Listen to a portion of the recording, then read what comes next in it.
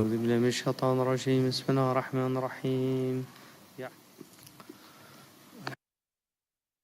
الحمد لله تفضل. يجب غض الطرف عن كل مباح يجر رأيه إلى ما لا يباح. Furthermore, one is obliged to lower the gaze from every permitted thing, whereby its sight could lead to that which is impermissible. أعوذ بالله من الشيطان الرجيم بسم الله الرحمن الرحيم والصلاة والسلام على سيدنا محمد وعلى آله وصحبه وسلم تسليما كثيرا ولا حول ولا قوة إلا بالله العلي العظيم. اللهم افتح علينا حكمتك وانشر علينا رحمتك يا ذا الجلال والإكرام. اللهم علمنا ما ينفعنا وانفعنا بما علمتنا وزدنا علما. Alhamdulillah. So غض الطرف is obviously from the Quran. Allah subhanahu wa ta'ala commands the believing men and believing women to lower the gaze. And so the tarf in Arabic is one of the words for gaze. So he's saying it's an obligation, it's wajib, to lower the gaze. عن كل مباح يجر رأيه إلى ما لا يباح. So looking at something that in normal circumstances would be mubah, but because it leads to something, and this is called in usul, you have something called sadda dharaya. Dhari'a is a means to something. So it's like cutting off the pretext, the means to something that is haram. So if something in and of itself is not haram, but it's the means to something haram, then sometimes the scholars will tend to argue on that you should prevent that pretext. So for instance, they traditionally, and this is certainly the hukm that you'll find in all of the books of fiqh, that it's not permissible to look at the face of an ajnabiyya. Ajnabiyya, and basically there's three things that create mahramiyya. The mahram is a person who you cannot legally marry. And they have a different hukm or ruling, legal ruling, than a person that you can. So for instance, if a woman is married, you can't legally marry her, but she's still not a mahram because she could get divorced, she could lose her husband, and in that situation, you could marry her. So a mahram has a permanent prohibition of marriage. It's not simply at any given time. So for instance, if your brother is married to a woman, and then that's part of the family, but nonetheless, you could potentially marry that woman because it doesn't prohibit a brother from marrying the wife of his brother if she died, something like that. Whereas the father, it's not the case. It's prohibited for the father. Once the marriage contract takes place, then it's mu'abbad. So the father can never marry that woman, and so she becomes mahram for that. And in that case, she can take off her scarf, and she has a different set of rulings, which he's going to get into. So what he's talking about is the ajnabiyya. This is the woman who is not mahram.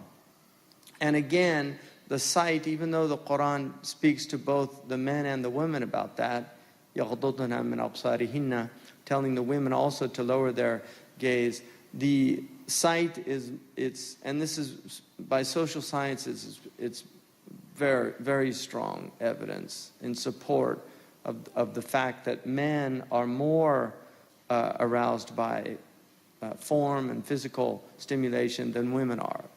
But that does not mean that women aren't attracted physically also. I mean, it's certainly not the case. But the prohibition here is to look at something that is going to lead to some harm. And that's where the scholars have said it's not permissible to look at somebody if there's a fear of fitna.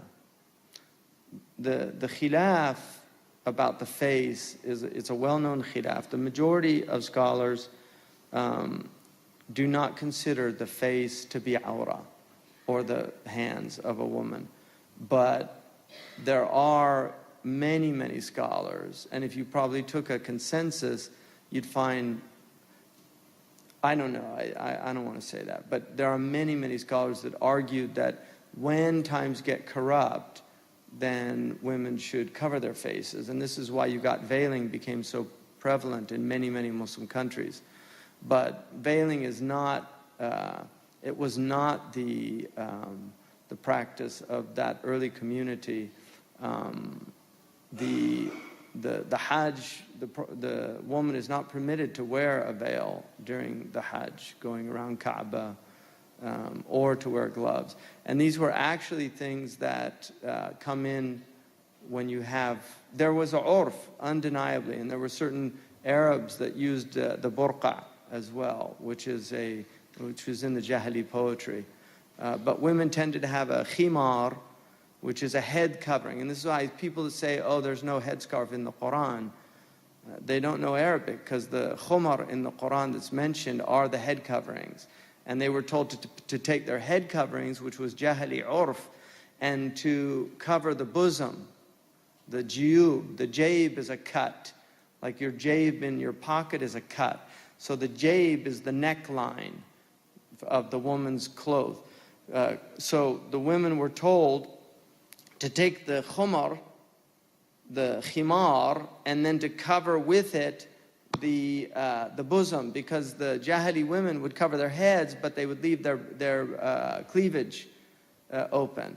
And so Allah told them, no, cover the head and the cleavage, which is why a lot of the traditional way of wearing the headscarf was to use the khimar and to cover the front with it as well, and you'll still see that. But that's not, they don't have to do that. They can use other material to do that. That's the Quranic injunction was because that's the material that they had. So as long as they're covered, whether they do it with the khimar or with the whatever clothes they're wearing. So, and then you have the chadur, which is probably closer to what the early women wore. They had an outer garment that they would wear, and they could hold it with their, so they didn't have a face veil, but they could cover their faces when they wanted to, and they certainly did that. And there's plenty of evidence. But the hadith of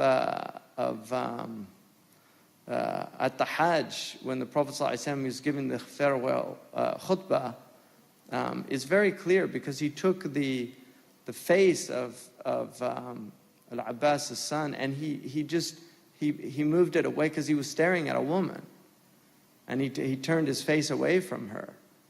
So he didn't tell the woman to cover her face. He told the man to lower his gaze. And so what he's saying is it's not permissible when there's a fitna, and also if looking for any long period of time will lead to a fitna. And again, when they say fitna, they're talking about ladha. So next one. ميارة على كراهة النظر عورتي ذي الصبا وأطلق اقتصر والقسطلاني روى عن الغرر جوازه إن لم يميز ذو الصغر قال وفي سوءة من لا تشتهى ولا تميز اختلاف النبهاء. Sidi Mayyara considers it reprehensible to look upon the nakedness of any child of any age, but restricted this ruling to reprehensibility. Whereas Imam al-Qastalani transmitted on the authority of the scholars its permissibility, as long as the child does not discern such matters. He also mentioned the same ruling concerning the nakedness of someone who is not sexually desired and does not discriminate. Yet there is a difference among the attentive scholars. So the ulama differ about children. Sidi Mayyari was a great scholar from Fez. He's a student of Ibn Ashur. And he basically said that, unless you have a reason to do it, you should not look at the aura of a child. It doesn't matter what the age. And he considered that makruh, to do that. So a woman, obviously, she's changing diapers, do whatever she's doing, then that's not what he's talking about. He's talking about looking at the aura of a child for no reason there. That whereas some of them considered that if the child doesn't have tamyiz yet, if there's no tamyiz, and sinu tamyiz is 7. So it would be before sinnu tamyiz, because you have bulugh and you have tamyiz. Bulugh is when they reach puberty, and that's, you have the signs. You should have dealt with that in fiqh, because there's different signs. In the Maliki, it's hayd and seminal emission, change of the underarm smell, facial hair, pubic hair. These are the signs. Even they have a head, the actual size of the cranium. When it reaches a certain size, there's a string test that you can do, and if the cranium reaches a certain size, then the fuqaha said that it should be considered an adult. So they actually measured the cranium to do that, which you can do that now, and pediatricians will do that to see what the development of the child, where they're at.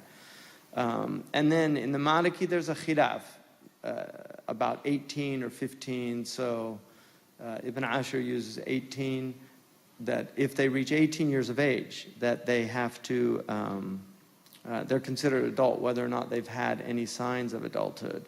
So that's bulugh, that's reaching adulthood.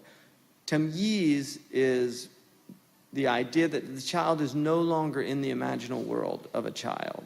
They're coming out of it. They're beginning to discern right from wrong. Before, 6, and it depends. Obviously, you have precociousness in children, so children aren't the same. You'll get a very precocious child at an early age that discerns things that children will not begin to discern until much later. So it depends. You have to look at these aren't cut and dry rules.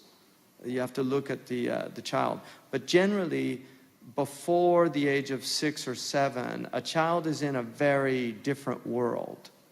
And that world is a world of all possibilities. So this is why it's not considered possible for a child to lie, for instance, at that age. People say a 5-year-old, oh, he's lying. In a 5-year-old's mind, they can just say something different, and it's as valid as what really happened.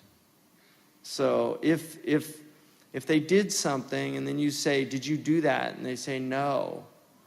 And the parent thinks, oh, the child's lying because he knows it did it, and then it smacks it. But in a 5-year-old's mind, it really is not considered a lie.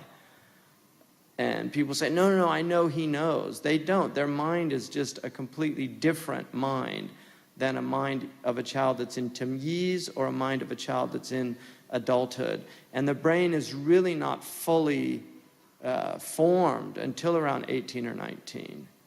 So we know that adolescents their decision-making processes are not the same. They'll take much greater risks than people that are out of adolescence. So these are things that the Sharia recognized at the outset of Islam, and modern neuroscience is only really starting to come to terms with. So that's the point. If it's a child that is not in the tamyiz and they're very small,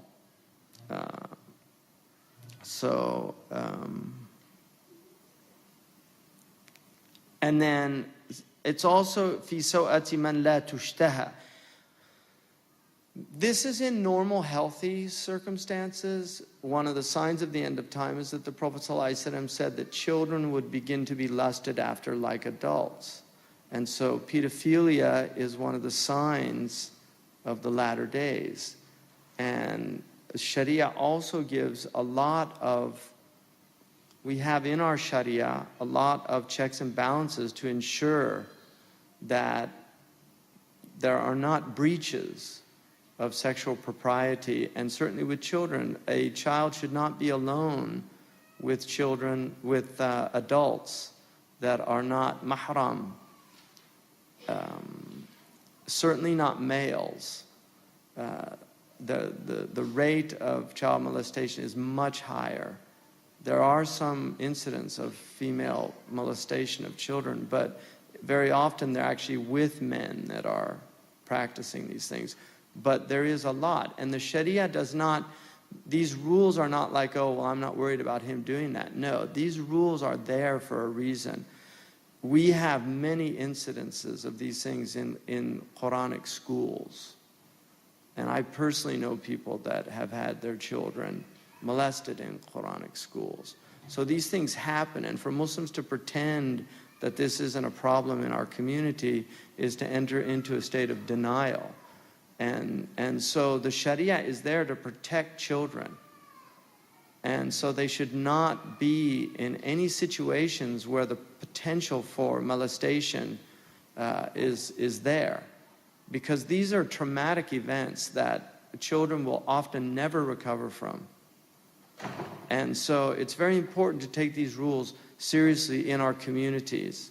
When you do have like a Quran teacher, and again, it's not about suspecting, or it's about following the Sharia. So they might be 100% upright and everybody trusts them. That's not the point. The point is the rules are there so that it's a blanket rule. I saw an interview years ago with Billy Graham, I think it was. And it was during a time when a lot of these evangelicals were falling by the wayside because of all these sexual improprieties. And Billy Graham, the reporter asked him why there'd never even been a hint of scandal around him. And he said, when I was a young seminarian, I made a promise to God that I would never be alone with a woman that I wasn't directly related to. And so there's an example of a Christian just practicing a Sharia ruling, because that's not in Christianity. That's our rule. But that's just him being intelligent. Because the Prophet ﷺ said, "Ijtanibu mawaqi'a at-tuham," avoid places of suspicion.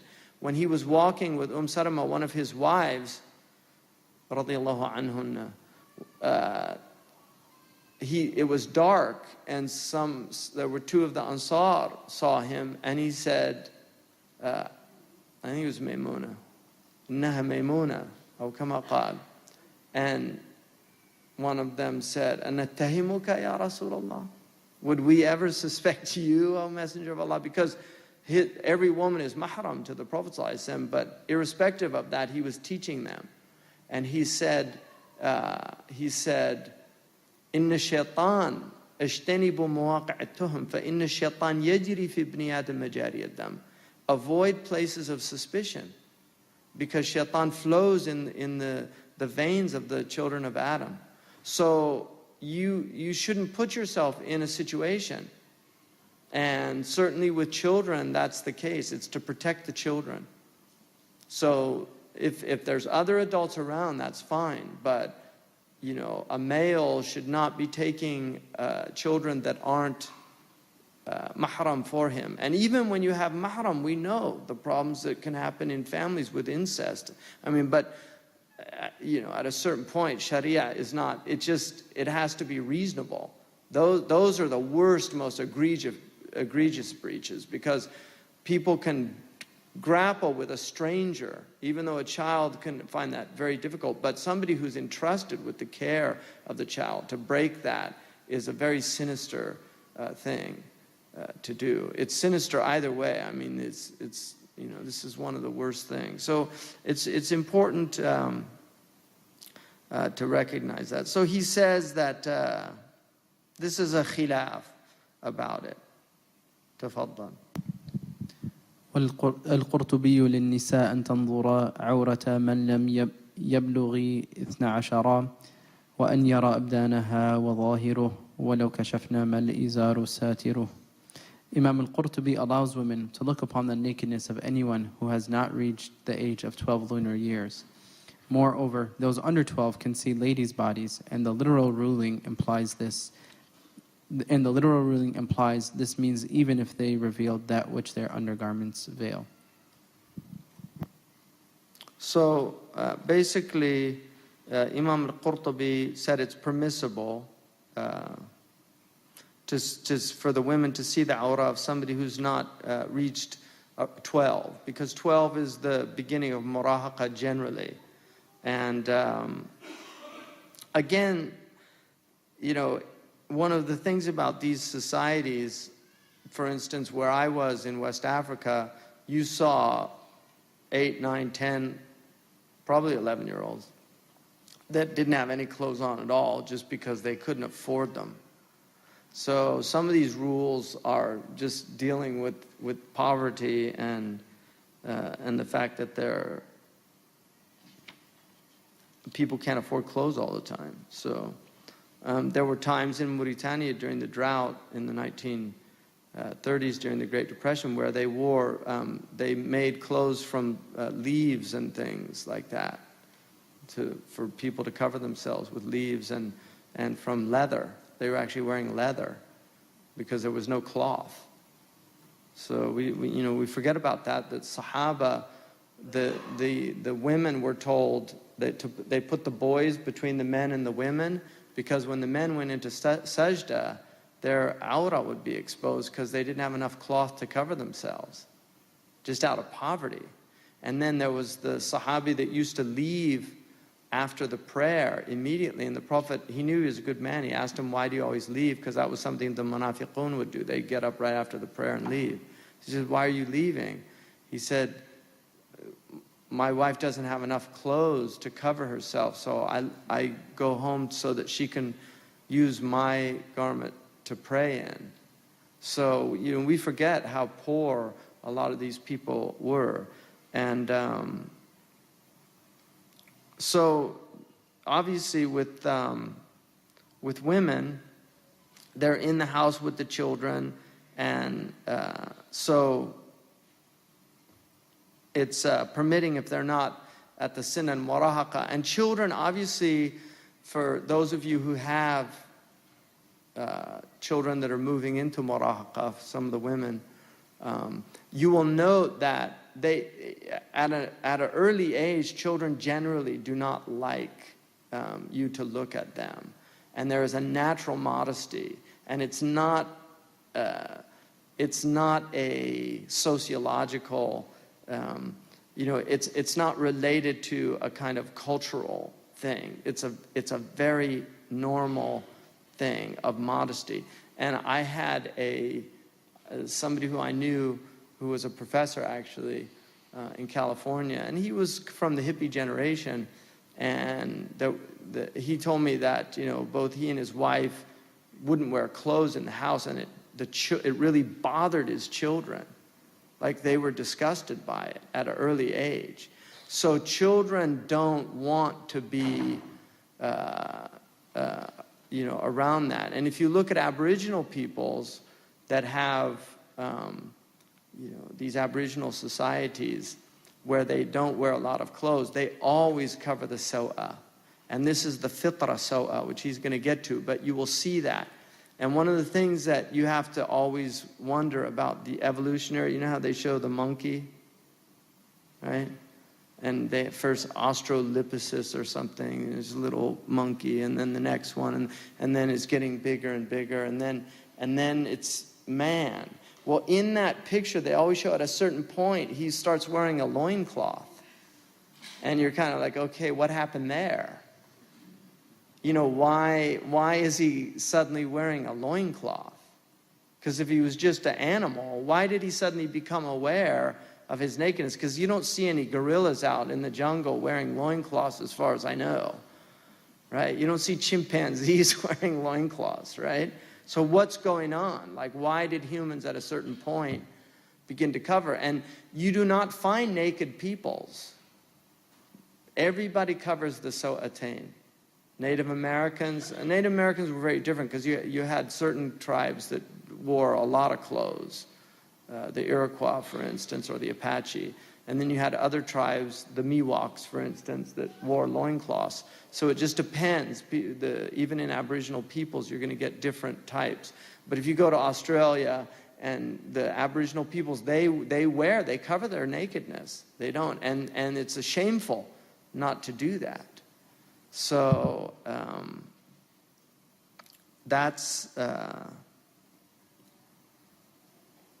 it's a very interesting aspect. So the children, they will become aware of their modesty, and they don't want you to look at them. They don't want you to go into the bathroom with them, and they'll want to have that. So as they get older, you have to really respect that. And, in our culture, because I lived with Bedouin people, and the thing about Bedouin people, which is very interesting, is the shadow self does not have the same capacity to grow. Bedouin tend to be very much, they are what they appear to be, because they grow up without walls. So they don't hide. When we live in houses with walls, then the secret self begins to emerge. And so there's things that people do that they would be ashamed of normally for other people to see. So children will begin to do things that they don't want you to know about, whatever it is. And their privacy becomes very important, and obviously personalities as well. When you get into temperament, the Saudawi is more private, and the phlegmatic is going to be more private than the choleric or the sanguine. So, next one. وهل ترى من أجنبي ما يرى مرء من أخته فحسب أو ترى كما يراه رجل من آخرا يرون منهم ركبا وسرورا. Also, a woman is allowed to see of a legal male stranger, a non-mahram, what is permitted for a man to see of his legal sister, and only this. Or, the other opinion of the scholars is that she is allowed to see of men the same as what a man is allowed to see of another man. In other words, they can see everything but what is between the navel and the knees of a man.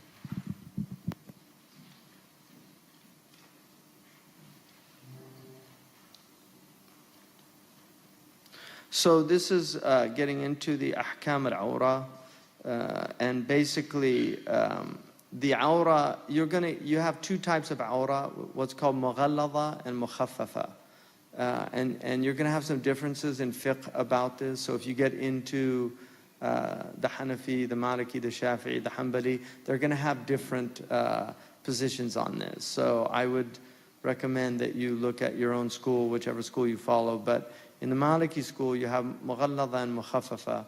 And the mughallada is the saw'atayn for the male. So it's basically the frontal private parts, and then the actual the anus itself. So it's not even the buttocks, and that's why you will find in Aboriginal peoples they would often not cover their buttocks, but they would wear something between the buttocks, and that would be that's the fitra sawa of the earliest people. And then the other position there is between the surra and the rukba in the Maliki. So it's just below the belly button and just above the rukba, and that would be in the prayer. So if anything of that is exposed, then you repeat your prayer. And obviously it's sunnah to cover the top and things like that. It's not, it would be makruh to pray like that, but the prayer would be valid. For the woman in the Maliki, it's just below the breast. So the breast is not considered from awra mughallada. It's mukhaffafa. And that is obviously to enable her to breastfeed in situations where other women are around. And then for the mahram, you get into these khilafs about what the mahram can see or not see. In terms of the man, he's not supposed to look at an ajnabiya other than her face and her hands. And then idamatun nadar is not something, he shouldn't be staring at her or looking at. So when they speak, it shouldn't be like and also the eye contact, intense eye contact is what people in love tend to do a lot of. So it's not good to do a lot of intense eye contact. Dilatory, pupil dilation is a sign that somebody has pleasure in what they're looking at.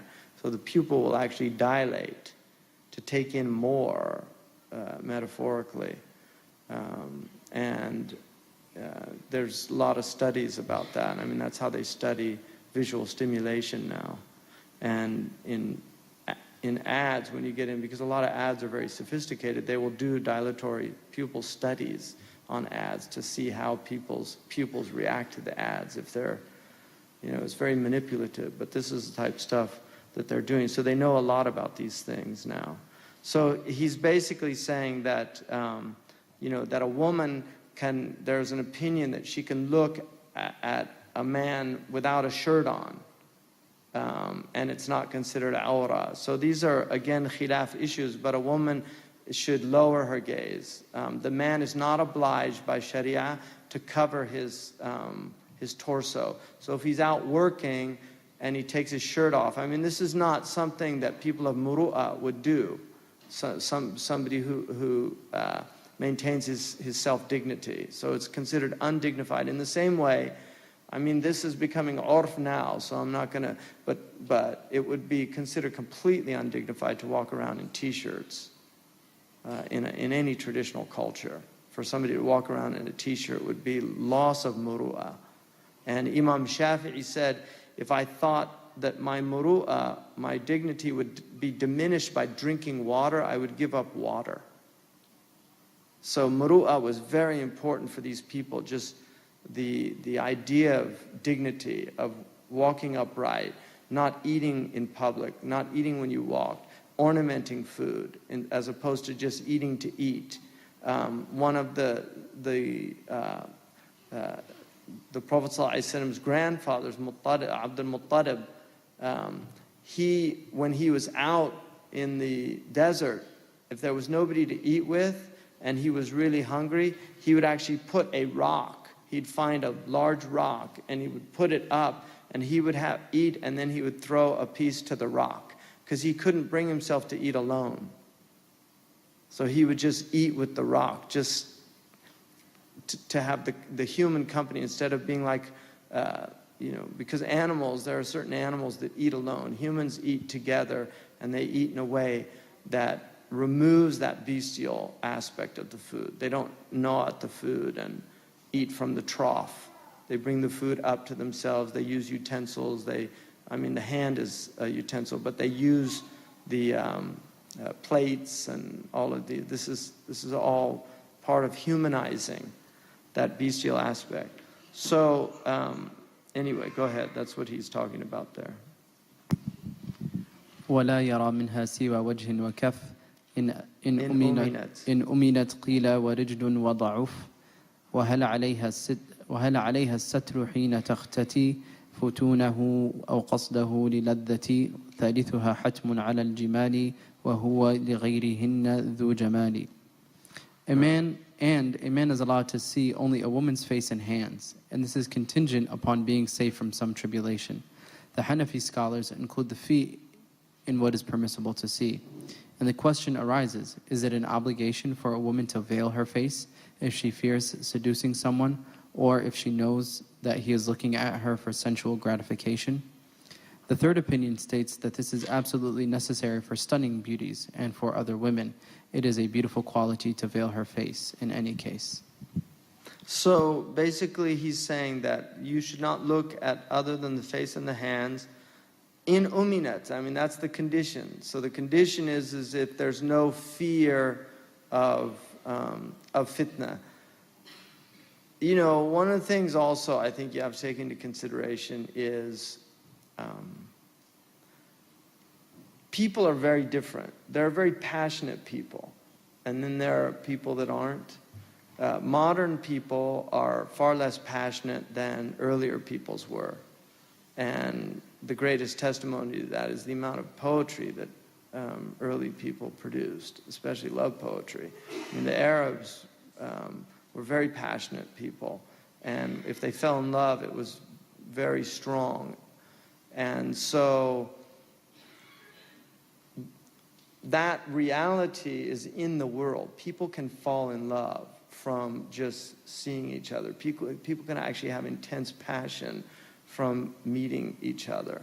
This is real, and it does happen. It's not that common, but it does happen.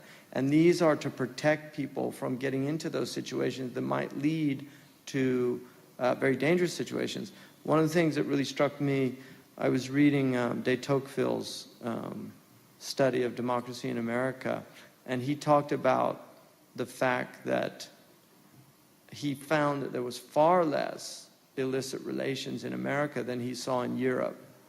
And it really surprised him. And he said it wasn't so much the religion, it was the fact that it was much easier for Americans to marry. And it was much harder for Europeans to marry. And he said so that if two Americans fell in love, they could go and they would let them marry. Whereas in Europe, because of the class structure and other aspects of the society, it was very difficult to do that. And so people could fall in love, and their families would not let them marry. The Montagues and the Capulets, and Shakespeare writes a whole play about that problem. So that really struck me, because I realized that if you wanted to if you had families that only wanted to marry from other families, which is what you find in many Muslim countries, families marry from certain families. They don't like people to marry outside of their socioeconomic status. They don't like them to marry out of their tribal status. And so it actually really helped me to understand, it made much more sense why you would want a segregated society. Because of the possibility of people falling in love, and then that love being a love that could not be consummated by the standards of the society. So that could easily lead to illicit affairs. And so I think that's one of the things that they're talking about, of being free from this fitna. The danger of this could be real. And love, you have, the Arabs actually have 10 stages of love. And the first one is just it's mule. It's where you start getting the inclination. And then the next one is alaqa, where you actually, some type of relationship develops. There's an alaqa, a connection. And it moves on until you get into very intense types of love, like the muhja, of love, where what they call, the Arabs call it the wulu', where the person becomes impassioned. And then you have the ghuram, where there's obsessively thinking about a person, like ghuram as something you can't get rid of, and tayammum, where they become like a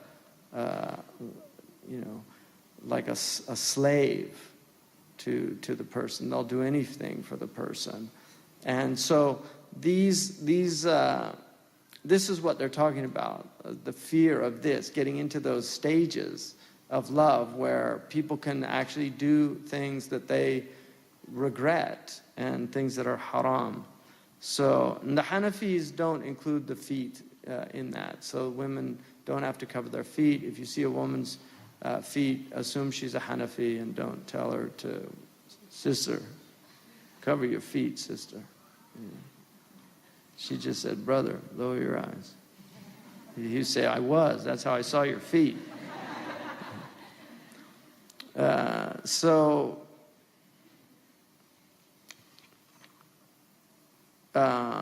And then he talks about, whether it's not, is it an obligation for her to cover her face or not?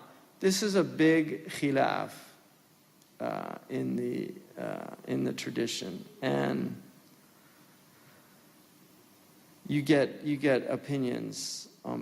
If you go to certain places, it's just an assumption that they have to cover their face. So if you go to certain places in the eastern province of Arabia, it's very, very strong there. The urf is very strong for a woman to cover her face. Obviously, in Saudi Arabia today, that is the dominant position, and the ulama rigorously adhere to that, which is why you will find people get upset if people don't cover their face. It's become a lot more lax since I've become a Muslim, and because I've been going to Arabia since the early 80s, and it's changed drastically. It's a completely different culture, especially in the Hijaz. So globalization is having its effect. I personally think that the veil will probably die out almost, and it will be taken not as a cultural, like in Arabia, it's part of the culture. So it'll become a religious adaptation. People adopt it, women will adopt it for religious reasons, not for cultural reasons. And so I don't think it's going to go away permanently. I think there will always be people. The arguments for it are compelling. Both sides are strong, but it's not like you can't say it's a weak position or no, it's there. Shaykh Abdullah bin Bayya is of the opinion, and I certainly concur with him about that in the West, the veiling is very problematic because it's so alien to the urf of Western society. And veiling tends to actually be a very negative thing. Like it's associated with bandits and criminals. But women did used to wear face veils, and widows wore veils in the West. So they did cover, they had veils. And I actually have a picture of my great-grandmother with a full face veil on for Easter services. So, and that was in the 1920s. I actually wanted to write an article. My grandmother wore a face veil, and she was Irish Catholic. You know, because people did used to wear face veils. And this idea of banning them is very weird, because what do you do on ski slopes? Do you give them tickets? Because they give tickets to women if they have a veil in France now. So if they're up skiing on the Alps, they can't cover their face or something. It's a very weird thing, taking away people's right to express a religious sentiment. So anyway, what he says is, you know, is it an obligation? And he talks about these different opinions, and then says, you know, that she must do it if she's really, really beautiful. And if she's less than that, then it's still a good thing to do. So that's his position. In Mauritania, the women actually don't wear face veils, but they do sometimes. They wear their milhafa in a way where they can cover their faces. So they don't have the tradition of a niqab, what's called a niqab. But in most Muslim countries, niqab was very common. It's just a fact. But again, the Sharia is the dominant position in the madhabs of the great scholars of the madhabs was that the face was not a veil. And Shaykh Abdullah bin Bayya actually in the Sina'at al-Fatwa says that it was the dominant opinion of all four madhabs, that it was not considered an obligation to cover it. So, and then, go ahead. والشافعية لديهم لا ترى منهم ولا يرون منها جوهرا وجائز النظر غير سرة وركبة من حرة لمرأة وقيل مرأى المرء للقرائب وقيل مرآه من الأجانب. As for the Shafi'i scholars, they consider that she cannot look upon men and that men cannot look at any part of women. It is permissible for a woman to look upon all but what is between the navel and the kneecap of a free woman. And a weaker opinion states that they can only see of women what is permissible for a man to see of his immediate female relatives. And even weaker is the opinion that women can see the same as what a man can see of women who are his legal strangers. So there's two positions in the Shafi'i madhab, but in their rajih, that tends to be the position that he's talking about. So you have what's called mashhur al-madhab, which is a dominant position. Most of the ulama say it means what the majority of scholars in that madhab have argued. And then you have what's called the rajih, and some equate the two, the rajih with the mashhur, and some say that the rajih is the one that qawiya daliluhu wa in qalla qailuhu. It's the one whose the dalil is stronger, even if the number of people saying it are less. So, for instance, in the Maliki madhab, the mashhur of the madhab is you leave your hands at your sides. Some of the scholars say the rajih of the madhab is that you do the qabd. And some of the great Malikis did consider that to be the rajih of the madhab. So these are the differences. So he's saying that in the Shafi'i madhab, that she shouldn't see the men, and then they shouldn't see any of her ornaments either. And you'll find that like in Yemen, in the places where you have very strict orthodoxy, that's the type practice that you'll see generally practiced. And then he says it's permissible to see other than the belly button and the knees from a hurra for another woman. So if she was a bondswoman, which is a pre-modern status that we don't really have anymore, but the bondswomen were permitted to only wear an izar, and they were encouraged to cover, but it wasn't an obligation for them. When I was in West Africa in the very early period, in the 80s, there were still people that considered ima, and they didn't cover. So that shows you also that, and you can see pictures from the 19th century in Egypt by Orientalists where they have women only wearing an izar that are working and things like that, and those were ima. So that to me indicated that this obsession that a lot of modern Muslims have about forcing the hijab on everybody is actually a modern phenomenon more than a pre-modern thing, because there were women that did not cover all over the Muslim world, and that was just part of life. So the covering was considered a noble thing, it's an honorable thing, and men and women are supposed to be covered equally. I mean, if you look at any traditional Muslim society, the men were as covered generally as the women. I mean, that's just a fact of Muslim culture. So if you look at, even in Arabia today, if you look at the ghutra and the thobe, it's pretty much, they're completely covered, the men. So that was the tradition, and clothes were seen as an ornament. So, and then he says, looking, and then others say no, that she can only see what a mahram can see. So the mahram can see the woman without her headscarf on and her arms. Some say the adud, this is called the adud, that it shouldn't have the adud in it, that it should just be the forearm, the sa'id. So these are khilafat. Some say that it includes even the awra al-mukhaffafa, but generally that's the dominant, is that it includes the forearm and the hair and the neck, that they can see that. But other than that, if he's a mahram, he should not look at her. And again, the ulama will even say if there's a lot of fasad, that even that shouldn't really be permitted.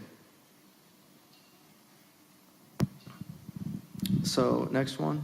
ونظر المرء من المحارم ما فوق نحر مع زند قدمي والساق والصدر لدى الزنات والشافعية من الزينات. As for what a man can see of his legally unmarriageable relatives, this includes only the forearm, the feet, and what is above the breast. Right. However, according to Al-Zanati and the Shafi'i scholars, the calves and the breast are included among the ornaments allowed to be seen by a legal intimate. Yeah, so these are khilafat. Go ahead, next one. وكالمحارم من الرجال من عدم الإربة في البعال من عدم الإربة في البعال كالهرم الهمي وبغض الحمقى إن كان تابعا وقيل مطلقا.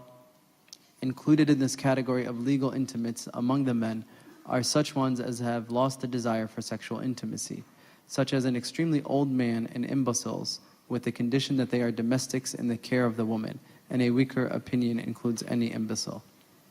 There's a long footnote. So basically that's, like وَكَالْمَحَارِمِ. They're like mahram. And these are people, for instance, somebody who's no longer sexually active, or somebody who, like people that are, the ahmaq is somebody who's, like a simpleton. I don't know what terms they use anymore. They used to say moronic, or somebody who just very simple-minded person. And obviously that's for people that are inside the house. Go ahead. ونظر لسرور وركوب وهل كهم أيضا مدينها السلام ثالثها القبيح منظرا كهم. Is that in there? No.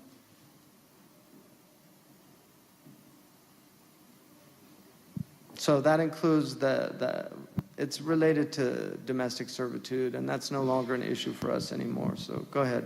I think that's probably why I left it out of translation. ونظر لسرور وركب من الإيماء جائز للأجنبي وليس في النظر مجمعا عليه من عورة الرجل غير مجمع عليه من عورة الرجل غير سوءتيه. Viewing anything other than what is in between the navels and the knees of a bondswoman is permitted for strangers. Yeah, so that's a very interesting, I think modern Muslims need to think about that. Just the whole obsession of hiding women. In fact, it's a weak opinion in the Maliki madhab. Shaykh Bayya, one of my teachers, was a qadi, and he told me it. And I actually mentioned to Shaykh Abdullah bin Bayya a couple of years ago. We were in Spain. And he said, "La yultafit ilayh." You don't look at that opinion. But Shaykh Bayya told me that there was one of the early Maliki opinions was that if a woman didn't wear the hijab, then she was tu'amru mu'amarat al-ima. Like it just, she should be treated like the ima. So I just thought that was interesting from the point of view of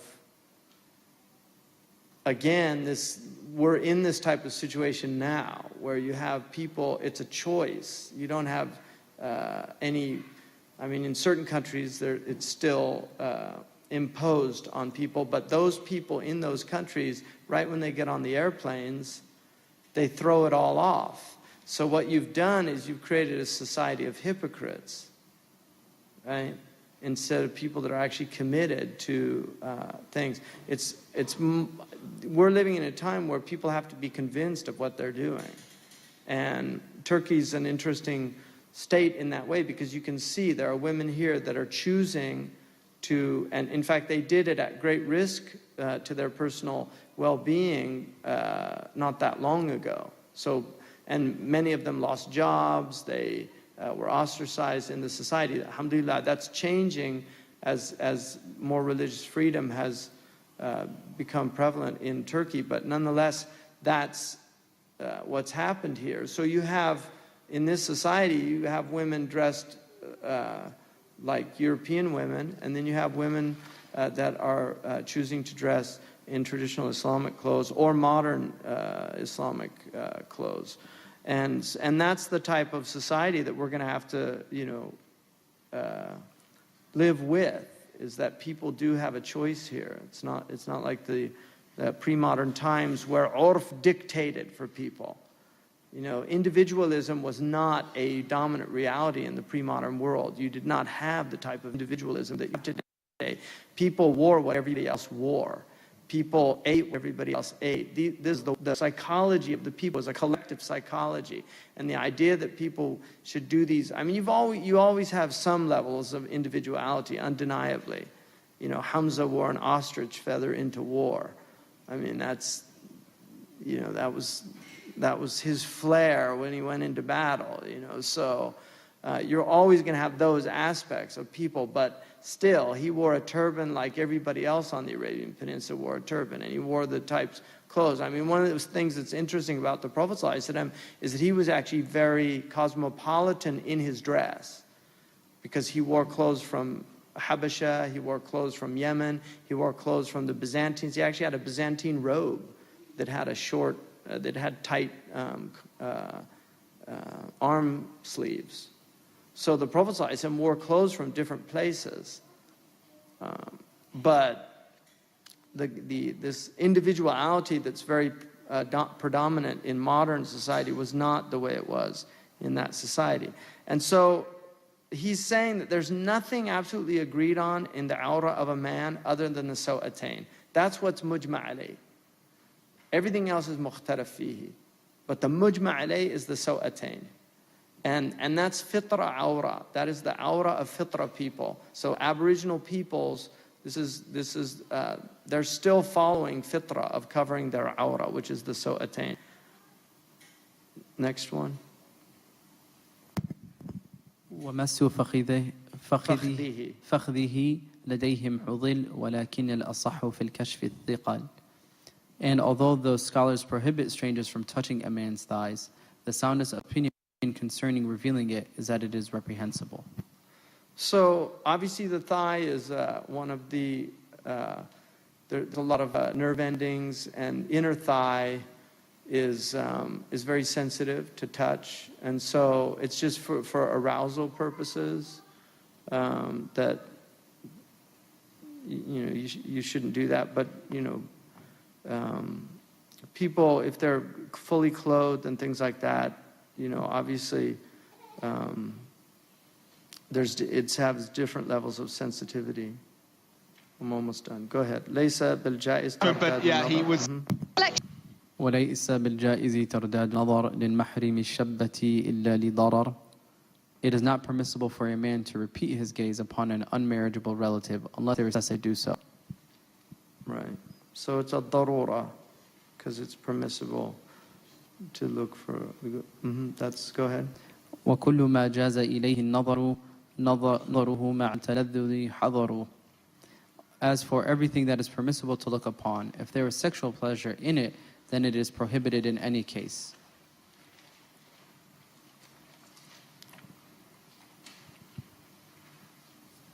That's pretty clear. I don't anything that's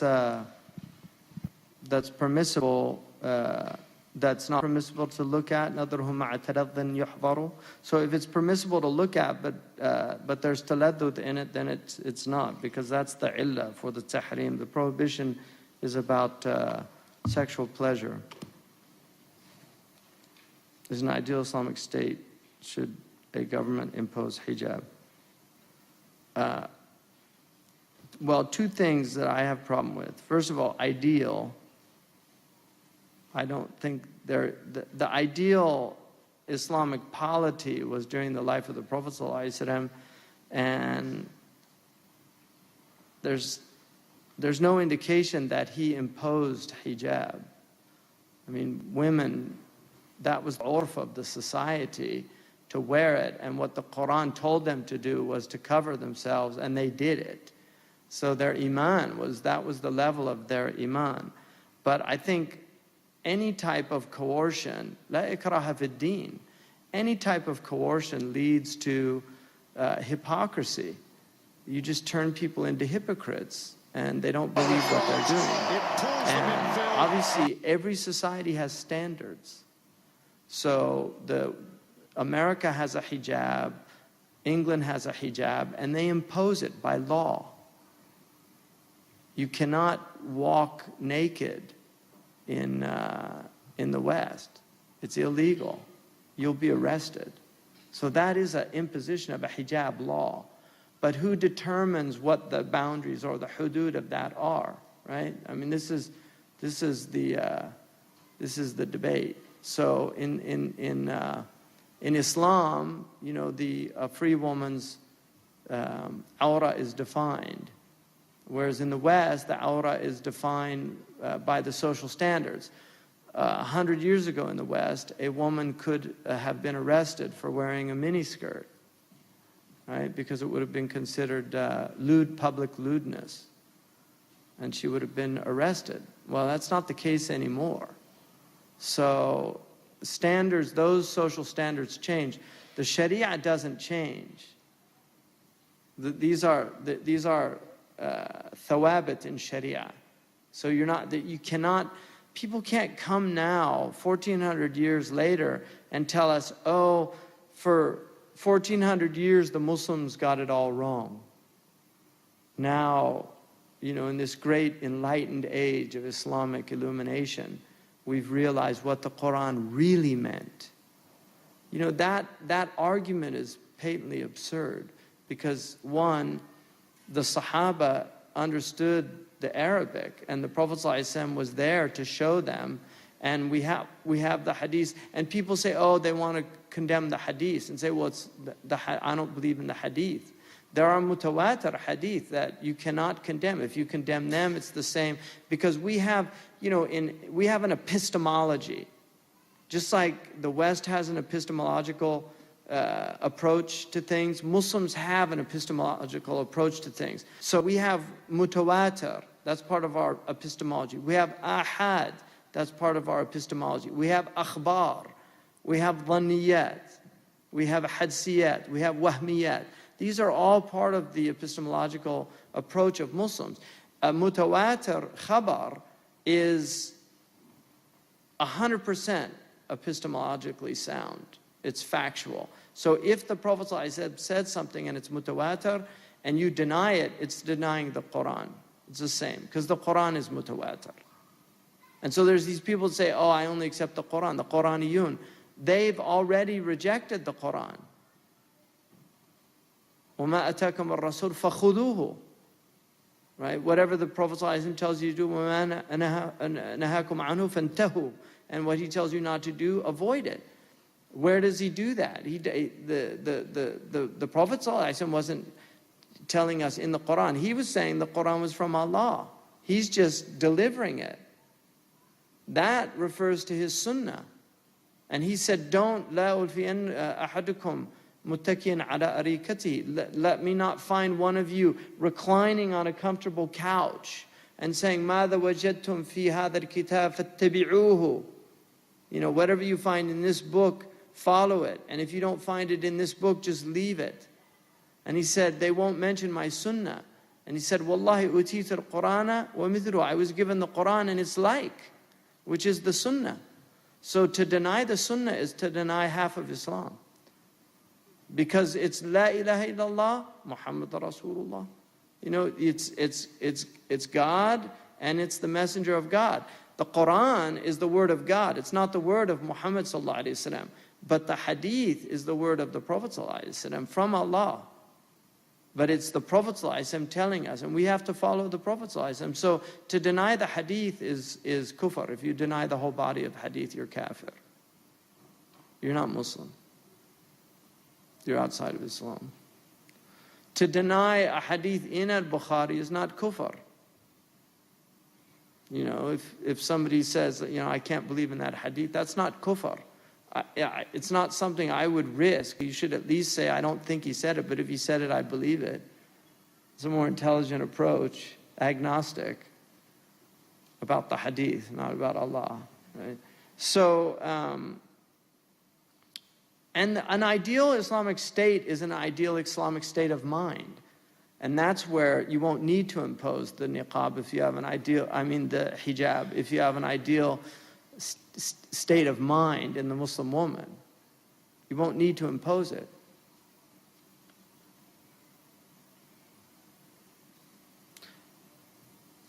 Are there exceptions to prohibitions regarding sight of the human body for medical practitioners who need to observe all parts of the male? In usul, you have a triage. So you have dururat, hajiyat, and tahsiniyat. So the dururat are things that relate to the 5 universals. Some conflate the dignity with family or nasab and ird, and some don't. So it's either 5 or 6. Anything that threatens one of those universals is a dururat. The hajiyat are the things that they're the needs that, one of the ways the usulis liken it is you need shelter.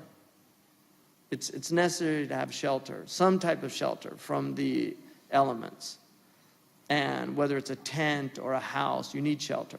And then the haja is the thing that the shelter is necessary. The haja is the thing that, like with the tent, you need the pole that lifts the tent up is not absolutely necessary, because you could just have the tent to cover you and up against it. But it's a need, because it will make it better. And then the tahsiniyat are the embellishments. They're the things that adorn the house. So it's like if you go to Mauritania, in the tents, they have design patterns on the tent ceiling. They're very beautiful. So those are the tahsiniyat. And the sharia has all three. So the darurat that's the first triage. And then the hajat are the second, and the tahsinat are the third. So if, for instance, your life is under threat, you can do things that you would never be able to do, because it's a darura. فَالضَّرُورَاتِ تُبِيحُ الْمَحْظُورَاتِ. The haja is something where, for instance, if you go to a physician and you have a lump in your breast, that it's not a darura, because it's just a lump. It might be a benign cyst. It might be just something in the mammary gland. It's infected. But it could be a tumor, and it could be a malignant tumor. And so there's a need for you to find out. And in that case, the hijab, which is a tahsina, it's not a haja or a darura. I mean, this is something, Muslims think it's a darura. It's at the last phase in the usul triage. Covering the body is a tahsina. Right? So she can, or he can, forego the tahsina for the haja, and then forego the haja for the darura, like that. That's the triage. So in that case, you can show, but you only show the doctor what he needs to see, so you don't disrobe completely. If all the doctor is just doing a breast exam, you don't take off the whole shirt, or you don't take off your clothes and just sit there naked on the table. No. If they need to do a vaginal examination, also it's the same. If it's a haja, then it's permitted in those situations. And or for hemorrhoids, somebody has hemorrhoids, they need an operation. Those are all permitted by Sharia. So it's about human dignity, and you should never compromise your dignity. But if there's a need, then it overrides the tahsina of your outward decorum. And if there's a darura. So this is the way the usuli scholars traditionally think about these things and work them out. So it's useful to understand that. It's a very useful thing. What's the stronger, better to follow, mashhur or rajih of madhab? We have to end for time. You should follow the mashhur of a madhab. And there's a strong opinion that the mashhur is the rajih, because the hadiths indicate that it's better to be with numbers. So it's better to, Imam Malik said, I prefer 1,000 on 1,000 than 1 on 1. So the mutawatir hadith is over the ahad hadith by necessity. And he said if the Maliki say if the mu'adhin fell on Friday, everybody would, if he fell off the minaret, the whole town would be talking about it. So those things that were very prevalent in the Medinan community, they were well known by people. And things that weren't, they would go with what was the dominant over what was. Now there's certain situations, and if you get to a point where you're out of taqleed mahal, which is just blind imitation, where you're actually beginning, if you studied usul and you start looking at dalils and something seems very strong, that's a level of knowledge that people can arrive at, and then they have to follow their conscience about those things. But that's a very high level. Are there exceptions to prohibitions? Oh, I did that one. Okay. Barakallahu fikum. Inshallah, subhanakallahumma bihamdika ashhadu an la ilaha illa anta astaghfiruka wa atubu ilayk. May Allah accept your fasting today, and make dua, inshallah, for all the volunteers at Iftar for giving us such an extraordinary time that we've had here in Turkey, especially Dr. Aisha Subhani and her team, and also dua for this institution, that Allah give them success, and for all the Turkish people that have been so hospitable. It's good to do that at Iftar. Allah accept your prayers and your du'as, inshallah. Jazakumullah khairan. Assalamu alaikum.